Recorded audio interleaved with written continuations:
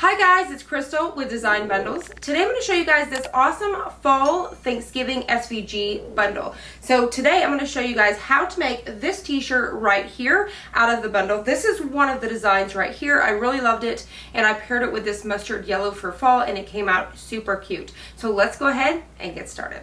Over here on designbundles.net, this is the bundle that we are using today. It is a fall SVG file bundle with Thanksgiving. So you're going to find some really cute designs. So this is perfect for the fall season. There's a perfect amount to make a great little set of t-shirts. So let me go ahead and walk you through a few of these. So if you come over here, you can individually click on these to see all the different ones.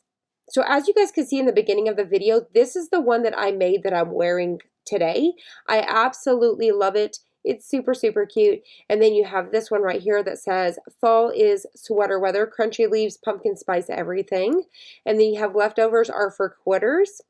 Hello fall, this is the SVG file that we're going to be using today. And then we have pumpkin kisses, harvest wishes. In all things, give thanks. Grateful for the small things, big things, and everything in between. I love this t-shirt. Definitely will be making this one here. And then you have this little pumpkin right here. This is pumpkin spice and everything nice. That's what fall is made of. I think that's super cute as well. All you have to do is add this to your cart, download it, and then bring it over to your favorite die cutting machine. Today we're going to be using the Cricut Explore Air 2. So let's go ahead and head on over to Cricut Design Space. All right, now that we're over here in Cricut Design Space, I've already uploaded this file. This is the one that we're going to be making today.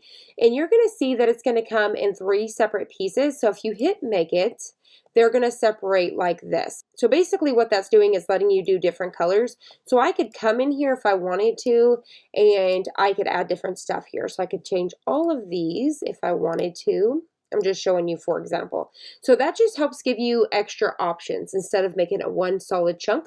So we're not going to do that today. I'm actually going to select all, and then I'm going to hit attach. And that way when I go to make it, it's going to cut in one big file. So today we're going to be putting this on a 2XL. So what I'm going to do for this file today is we're going to do 11 inches high, and that's going to give us 9.706 watts. That's the size that we're doing today. And like I said, all we have to do is hit make it and it's ready to go.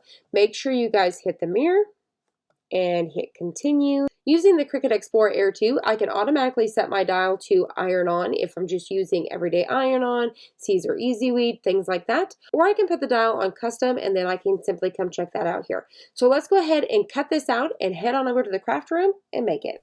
All right, now that we have everything cut out and weeded, now it's ready to make our project. So what I'm going to be using is the Cricut EasyPress today. I've got my mat down, I'm taking out any moisture, so I'm just kind of going around there.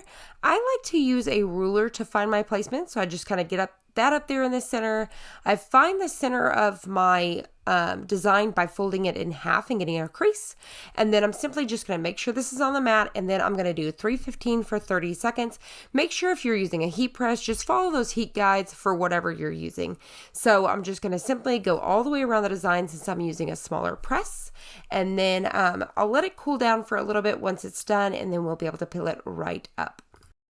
Now that it's cooled down, I'm just going to simply go all the way around, pull it up, and then I'm going to flip my t-shirt and I'm going to press it for another 15 seconds. If I was using a heat press, once I peeled off the top sheet, I would just drop the heat press for another 2 seconds and I'd be done. So there it is. How super cute is this file? I hope you guys enjoyed this. I hope you found it helpful. If you did, please hit the like button down below and subscribe, and I'll see you on the next one.